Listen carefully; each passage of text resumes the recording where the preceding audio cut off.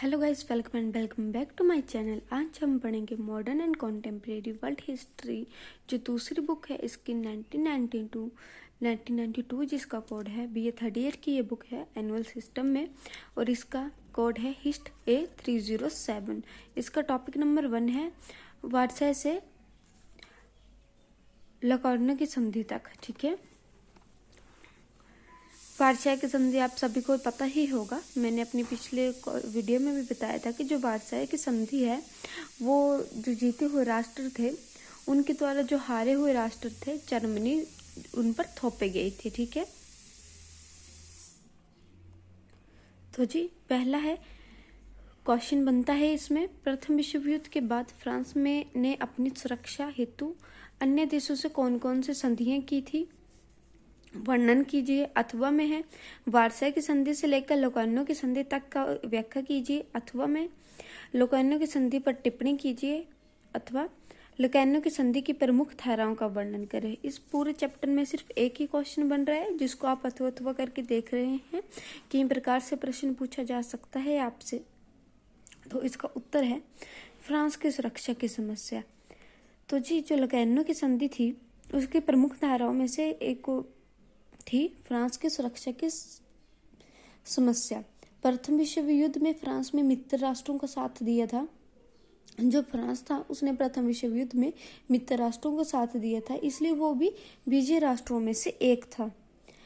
इसलिए उसके मान सम्मान में वृद्धि हुई। जो फ्रांस था प्रथम विश्व युद्ध में उसने मित्र राष्ट्रों का साथ दिया, इसके कारण उसके मान सम्मान में वृद्धि हुई। परंतु वो भीतर ही भीतर उसे जर्मनी की शक्ति का डर था। परंतु जो फ्रांस था उसे भीतर ही भीतर जो जर्मनी था उसकी शक्ति का डर था। वे अभी भी जर्मनी द्वारा अपनी ही भूमि पर दो पैर रौंदे जाने की याद को नहीं भूल पाया था। अतः उसे यह डर था कि जर्मनी अपनी शक्ति में वृद्धि करके वारसाई की कठोर और अपमानजनक संधि का बदला अवश्य लेगी। इसलिए जो फ्रांस था उसको डर था कि जो जर्मनी है वो अपनी अपमानजनक संधि का बदला अवश्य लेगी।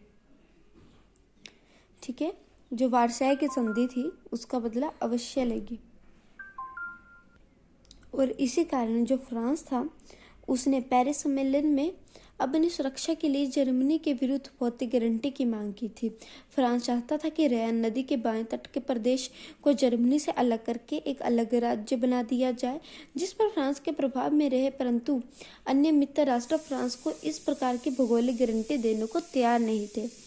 विल्सन और लॉर्ड जॉर्ज ने राइन नदी तक फ्रांस से सीमा बढ़ाने की मांग कर दिया। अतः फ्रांस के प्रधानमंत्री क्लेमेंसो ने राइन नदी पर अधिकार करने का प्रयास किया ताकि जर्मनी के आक्रमण का मार्ग रोक दिया जाए। तो जो फ्रांस था वो चाहता था, उसने पेरिस सम्मेलन में भी ये प्रस्ताव रखा कि उसे जर्मनी के विरुद्ध जो है वो भौतिक गारंटी की मांग की थी उसने। और वो चाहता था कि राइन नदी के जो बाएं तट के प्रदेश हैं उनको जर्मनी से अलग करके एक राज्य बना दिया जाए ताकि जो जर्मनी है उसकी शक्ति जो है वो सुदृढ़ न कर पाए और एक शक्तिशाली राष्ट्र के रूप में उभर ना पाए। ठीक है, विल्सन और जो लॉर्ड जॉर्ज थे उन्होंने राइन नदी तक फ्रांस से सीमा बढ़ाने की मांग कर दी, परंतु उनकी जो ये मांग थी उसको खारिज कर दिया गया। और इसका कारण यह था कि विल्सन और लॉर्ड जॉर्ज को एक दूसरे एल्सेंस लॉरेन नहीं बनना चाहते थे। अतः फ्रांस को अपनी मांग छोड़नी पड़ी, परंतु अमेरिका और ब्रिटेन ने यह स्वीकार कर लिया कि यदि जर्मनी भविष्य में कभी फ्रांस पर आक्रमण करेगा तो वो उसकी सहायता करेगा। परंतु जो अमेरिका था और ब्रिटेन था उन्होंने यह स्वीकार कर लिया कि जब कभी भी जर्मनी जो है वो फ्रांस पर आक्रमण करेगा तो हम उसकी सहायता अवश्य करेंगे। काफ़ी इंपॉर्टेंट क्वेश्चन है, वीडियो लंबी जाएगी। ठीक है, अतः फ्रांस परंतु शीघ्र ही अमेरिका ने वारसाई में हुई संधियों को स्वीकार करने से मना कर दिया और यह घोषणा कर दी कि अमेरिका यूरोपीय मामलों में तटस्थ नहीं रहेगी। परंतु जो अमेरिका था उसने शीघ्र ही वारसाई की जो अपमानजनक संधि थी उसके बाद जो संधि हुई लोकार्नो की संधि उसको मानने से इनकार कर दिया और कहा कि जो अमेरिका है वो यूरोपीय मामलों में तटस्थ, मतलब कि यूरोपीय मामलों में कोई भाग नहीं लेगा। अब जब अमेरिका ने ये घोषणा कर दी तो ब्रिटेन और अमेरिका द्वारा जो फ्रांस को वचन दिया गया था वो व्यर्थ हो गया, परंतु इंग्लैंड ने सीधे जर्मनी के आक्रमण की अवस्था में फ्रांस को सहायता देने का वचन किया था। परंतु जो फ्रांस था वो इससे संतुष्ट नहीं था, क्योंकि वह सैनिक समझौता करना चाहता था, जिसके लिए ब्रिटेन कभी तैयार हो ही नहीं पाया। अतः फ्रांस को महसूस हुआ कि उसे धोखा दिया गया है। इस प्रकार फ्रांस अपनी सुरक्षा के लिए किसी प्रकार के आक्रमण के विरुद्ध ब्रिटेन और अमेरिका की गारंटी पाने के प्रयत्न में असफल रहा। इसी के साथ जो आपका फर्स्ट है वो कंप्लीट होता है। सेकंड है ब्रिटेन से संधि। तो जी फ्रांस ब्रिटेन से मित्रता चाहता था। जो फ्रांस था वो ब्रिटेन से मित्रता चाहता था। उसका विश्वास था कि यदि उसे सुरक्षा की गारंटी दे दे, जो ब्रिटेन है उसे सुरक्षा की गारंटी दे दे, तो जो फ्रांस है उसके कई समस्याओं का हल हो सकता है। अतः फ्रांस ने ब्रिटेन से संधि करने के लिए निवेदन किया। अंत में जनवरी 1922 में ब्रिटिश सरकार फ्रांस के साथ एक संधि करने के लिए तैयार हो गई। जो लास्ट में जो ब्रिटिश सरकार थी वो फ्रांस के साथ संधि करने के लिए तैयार हो गई। इस संधि के अनुसार यह तय किया गया कि यदि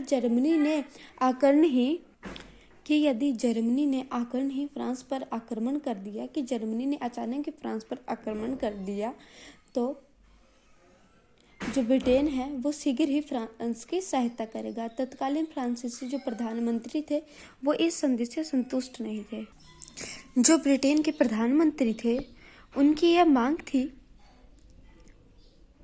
ब्रिटेन के नहीं, फ्रांस के जो प्रधानमंत्री थे उनकी ये मांग थी कि जो ब्रिटेन है वो उनके साथ सैनिक समझौता भी करे, जिसमें स्पष्ट हो कि ब्रिटेन सेना किस प्रकार की सहायता देगी। ब्रिटिश सरकार ऐसा करने को तैयार नहीं थी। अतः एंग्लो फ्रांसीसी जो समझौता था वो पूरी तरह से व्यर्थ हो गया।